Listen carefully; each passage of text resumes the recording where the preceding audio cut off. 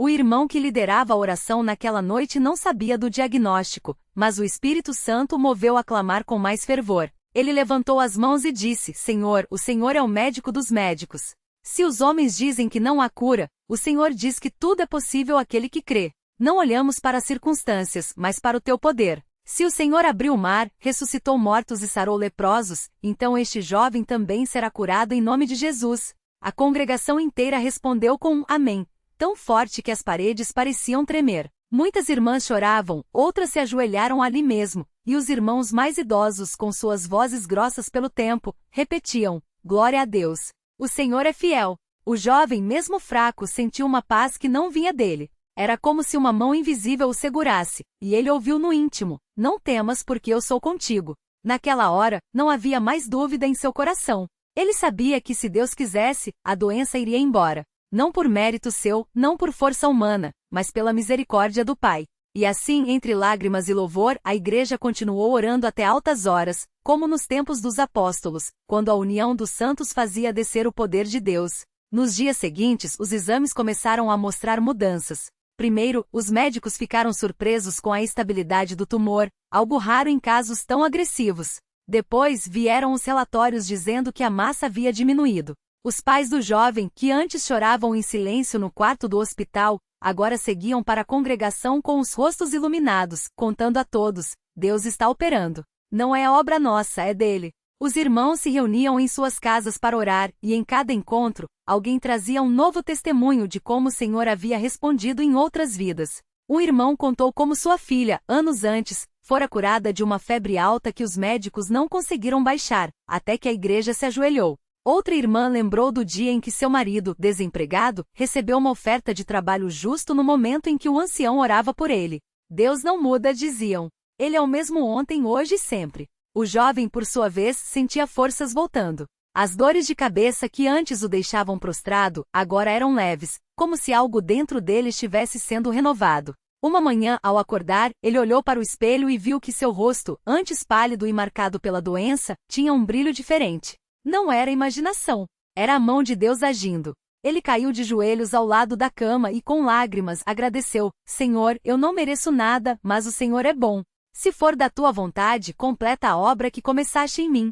E se não for, ainda assim te louvarei, porque o Senhor sabe o que é melhor. Essa atitude de submissão tocou profundamente os que ouviram seu relato depois. Muitos disseram: esse é o coração que Deus ouve. Quando chegou o dia da nova ressonância, a família foi com fé, mas também com temor reverente. Sabiam que Deus podia curar, mas também que seus caminhos são mais altos. O médico, ao analisar os exames, ficou em silêncio por longo tempo. Depois, chamou os pais e, com voz trêmula, disse: Não há mais sinais do tumor. É como se nunca tivesse existido.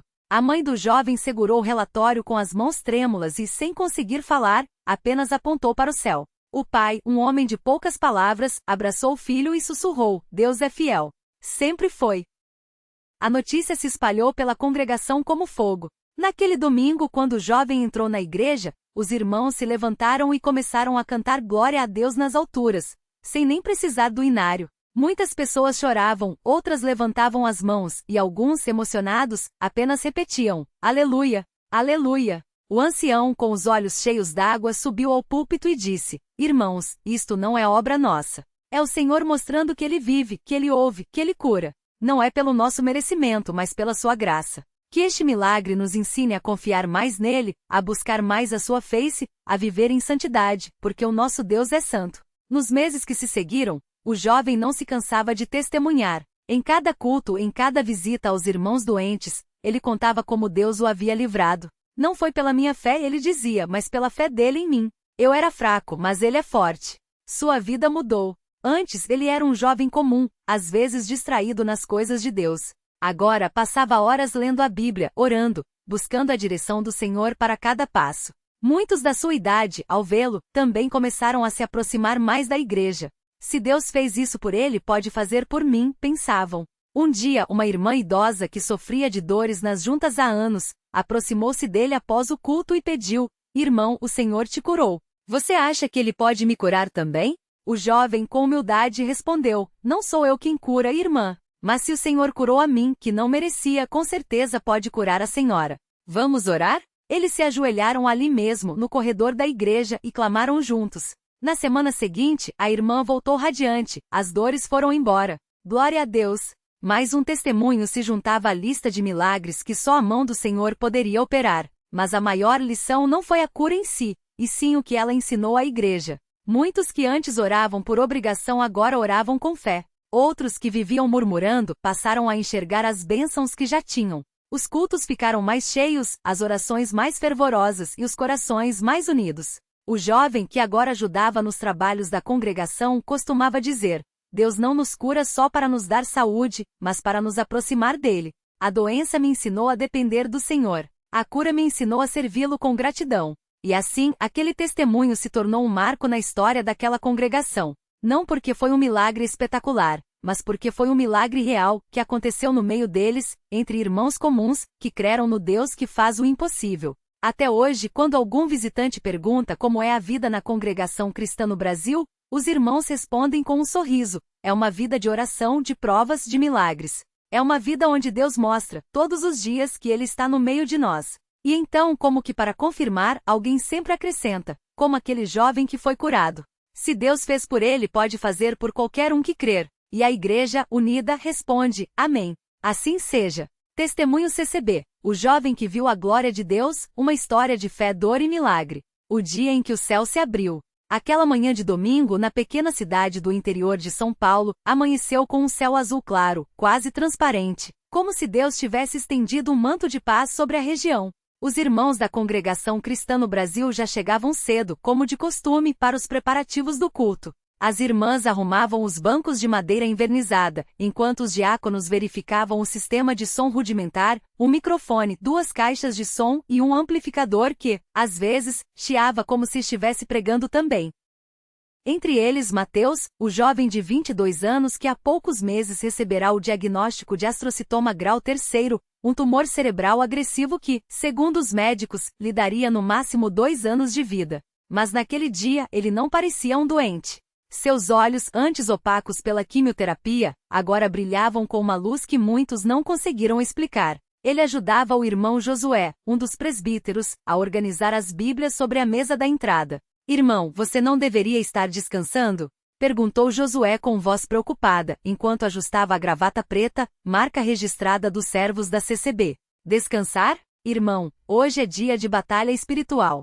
Se eu não lutar na oração, quem vai? Respondeu Mateus sorrindo enquanto passava a mão sobre a capa desgastada de sua Bíblia. Era um sorriso que escondia uma dor profunda. Nas últimas semanas, as dores de cabeça tinham voltado com força, e as visões embaçadas o faziam tropeçar nos degraus do templo. Mas ele se recusava a falhar. Se Deus me deu mais um dia, é porque ele ainda tem um propósito, pensava, enquanto observava as irmãs mais velhas chegando com suas cestas de pão para a Santa Ceia. O culto que mudou tudo. O templo, simples mas bem cuidado, encheu-se rapidamente. O cheiro de madeira polida misturava-se ao perfume suave das flores colocadas ao lado do púlpito. O presbítero Samuel, um homem de barba grisalha e voz firme, subiu para iniciar o culto. Irmãos, hoje é um dia especial.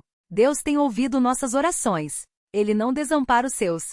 Disse enquanto seus olhos se fixavam em Mateus, sentado na segunda fileira, ao lado de sua mãe, Dona Maria, uma mulher de mãos calejadas pela vida, mas de fé inquebrantável. O coro começou a entoar Como é Bom, um hino que falava da bondade de Deus mesmo nas provações. Mateus fechou os olhos e sentiu as lágrimas escorrerem. Não eram lágrimas de dor, mas de gratidão antecipada.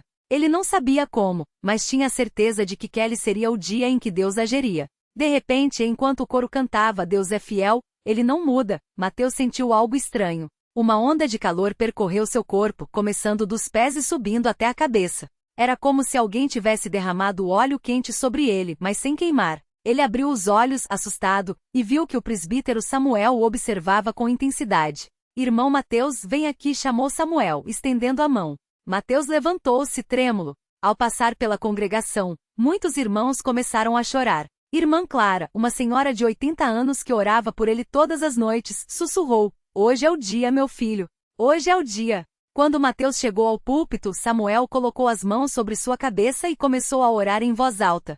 Senhor Jesus, tu que saraste os enfermos, que ressuscitaste Lázaro, que secaste as lágrimas de Maria, olha para este jovem. Ele é teu, Senhor. Se é da tua vontade, cura-o agora para que muitos vejam e creiam.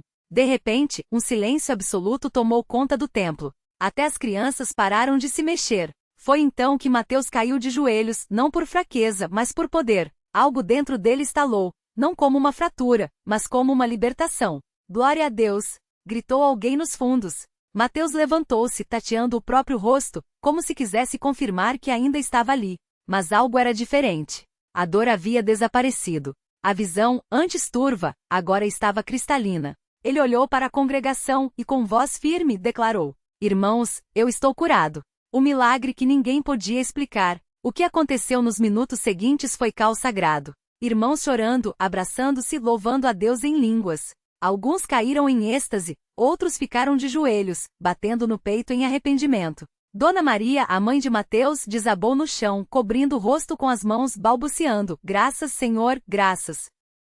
O médico Dr. Renato, um irmão da congregação que havia acompanhado o caso de Mateus, estava presente. Ele se aproximou, ainda incrédulo, e pediu: Mateus, me acompanhe até a sala dos fundos. Preciso examinar você. No pequeno cômodo que servia como escritório e enfermaria, Dr. Renato fez testes básicos, reflexos, coordenação, visão. Tudo normal. Depois, com voz trêmula, pediu: Mateus, você sentia dor aqui? Apontando para a região do tumor. Sim, irmão. Uma dor que parecia rasgar minha cabeça. Mas agora, não sinto nada. Dr. Renato segurou a cabeça de Mateus entre as mãos e com lágrimas nos olhos murmurou: Isto não é medicina. Isto é milagre. A vida depois da cura, um chamado para servir. Nos dias seguintes, a notícia se espalhou como fogo. Jornais locais quiseram entrevistar Mateus, mas os presbíteros, seguindo a tradição da CCB de evitar publicidade, recusaram educadamente. O milagre não é para ser anunciado nos jornais, mas nos corações, disse o presbítero Samuel. Mateus, no entanto, não poderia ficar quieto. Ele começou a testemunhar em outras congregações, sempre acompanhado por irmãos mais velhos. Em uma dessas viagens, em uma pequena cidade do Paraná, uma mulher com câncer terminal se aproximou dele após o culto, segurando sua mão com força. Irmão, se Deus curou você, Ele pode me curar também? Mateus olhou nos olhos dela, cheios de medo e esperança, e respondeu: Irmã, Deus não olha para a doença. Ele olha para a fé. Se você crer, Ele fará. E assim, outro milagre aconteceu. Não imediatamente, não da forma espetacular como o dele, mas gradualmente, à medida que a irmã persistia em oração. 3 meses depois, os exames mostravam regressão total do tumor. As provações que vieram depois. Mas a vida de Mateus não foi só de glórias. O inimigo não desistiu. Pouco tempo depois da cura, ele começou a ser assediado por dúvidas. Será que foi só um alívio temporário? E se o tumor voltar? Será que Deus me curou só para me testar? Uma noite depois de um culto, ele se sentou nos degraus do templo, sozinho, olhando para o céu estrelado. O presbítero Elias, um homem sábio e silencioso, aproximou-se e sentou ao seu lado sem dizer nada. Depois de longos minutos, Mateus quebrou o silêncio. Irmão Elias, e se eu não for digno? Elias sorriu, um sorriso tranquilo, como quem já tinha ouvido essa pergunta muitas vezes. Nenhum de nós é digno, Mateus. Mas Deus não nos cura porque somos dignos. Ele nos cura porque Ele é bom. E quando Ele faz um milagre, não é para nos envergonhar, mas para nos fortalecer. Mateus baixou a cabeça, envergonhado de sua própria fraqueza. Elias colocou a mão em seu ombro e continuou. Lembra do cego que Jesus curou? Ele não pediu para ser curado. Jesus passou, viu sua necessidade e agiu. Você não precisa merecer a cura. Você só precisa aceitá-la e viver para Ele. Aquelas palavras quebraram as correntes que estavam se formando em seu coração. O cotidiano na congregação. Oração, trabalho e amor. A vida na congregação cristã no Brasil não era feita só de milagres espetaculares. Era feita de pequenos atos de fé, dia após dia. Às 5 horas da manhã, as irmãs já estavam de pé, preparando o café para os irmãos que iam trabalhar. Irmã Rosa, uma viúva de 60 anos, fazia pão caseiro todas as sextas-feiras para a Santa Ceia. Às 18 horas, os jovens se reuniam para estudo bíblico. Mateus, agora um dos líderes, ensinava com paixão sobre Daniel na cova dos leões e a fé que move montanhas. Às 20 horas as famílias se ajoelhavam em suas casas para a hora da família, um momento sagrado onde pais e filhos oravam juntos, agradecendo por mais um dia. Em um desses dias comuns, o irmão Pedro, um agricultor simples, chegou ao templo com o rosto marcado pela preocupação. Irmãos, minha colheita está perdida. A seca destruiu tudo. Não sei como vou alimentar minha família. Os presbíteros se reuniram e, sem hesitar, abriram o fundo de ajuda da congregação. Mas não pararam por aí. No domingo seguinte, todos os irmãos trouxeram parte de suas colheitas: milho, feijão, mandioca, e encheram o carro de Pedro. Deus proveu, irmão. Ele sempre prove, disse o presbítero Samuel, enquanto ajudava a carregar os sacos. Pedro, com lágrimas nos olhos, só conseguia balbuciar: obrigado, irmãos. Obrigado. O encontro com um cético. Nem todos acreditavam.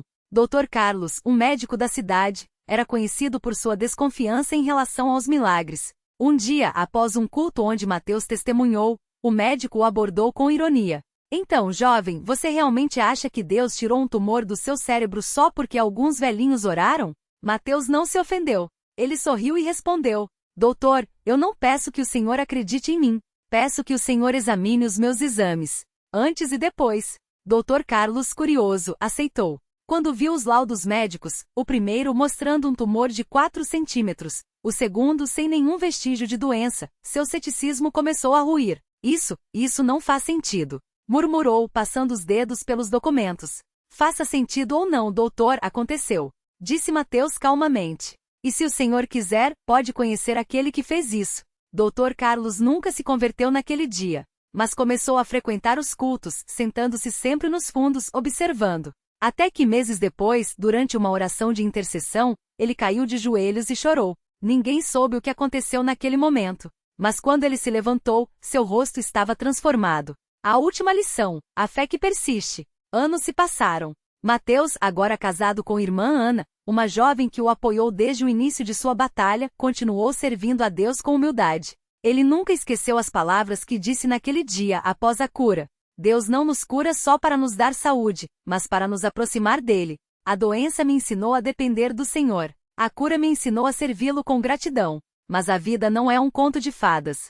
Dona Maria, sua mãe, adoeceu. Desta vez, não houve cura. Depois de meses de dor, ela partiu para estar com o Senhor. No velório, Mateus seguiu o caixão com lágrimas, mas também com paz. Ao lado do túmulo, ele segurou a mão de seu pai, seu João, um homem de poucas palavras, e disse: Mãe sempre nos ensinou que a fé não é só para os momentos de milagre. É também para os momentos de silêncio. E assim, entre lágrimas e louvor, eles enterraram sua amada, sabendo que um dia se reencontrariam nos braços do Pai. O legado que continua. Hoje, quando novos irmãos chegam à congregação, Mateus é um dos primeiros a recebê-los. Ele não fala muito de sua cura, o milagre já não é o centro de sua vida. O centro é Cristo. Mas quando alguém pergunta, como é viver uma vida de fé, ele sorri e responde: é como caminhar em um campo minado, sabendo que Deus já desarmou todas as bombas.